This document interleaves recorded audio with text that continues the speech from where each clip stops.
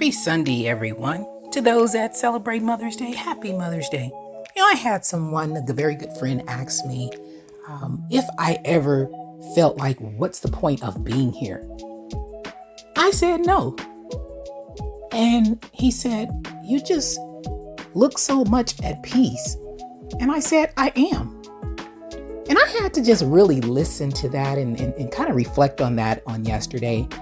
And I believe, first and foremost, the reason why I choose to be at peace, given all the things that I have experienced, is because I've disconnected from the teachings and conditionings and expectations that I have been taught, the things I've thought. So personally, I don't celebrate any holidays anymore. I don't, because those are man-made holidays for various different reasons. And a lot of it is geared towards money.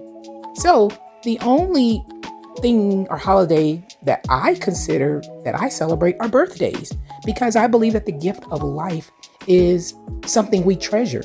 Without life, we celebrate people, we celebrate individuals. So I celebrate birthdays, and that's all. So I've had a lot of texts, calls, emails from those who've read my book, Wounds of Wisdom, and they were just wanting to reach out to me on this Mother's Day. And I just want them to know I don't feel sad. I'm so at peace. I just don't get caught up in holidays anymore. And I don't celebrate the past or focus on the past and things that I cannot change. A lot of people do things such as celebrate heavenly birthdays and remember people on their birthdays and all sorts of things. And that's great for them. I don't do it. And the reason I don't, because I find it very depressing. It brings me down. I believe those that I loved who are no longer with me, they're in my heart. And I keep them, I guard them in my heart. Take, for instance, about a few weeks ago, I had gone to an event, and I hadn't gone by a relative's home who passed, and they were like my second parents. I mean, my uncle was like my father, and my aunt was like my second mother, and they're both no longer here. And I drove past their house, and I haven't been by there, I'm going to say, my goodness, I don't know, in many, many years. But when I went by and just viewed the house, I began to cry. It made me sad because I wish that I could talk to them. I wish that I could hear them. I wish that I could, do all these things with them. But they're no longer here. And I choose not to do that anymore. I choose not to go there anymore because it made me sad. It doesn't mean I don't love them. It doesn't mean that they're gone, because they're always in my heart. I also don't visit their gravesite anymore. I don't put flowers there. I loved them while they were here.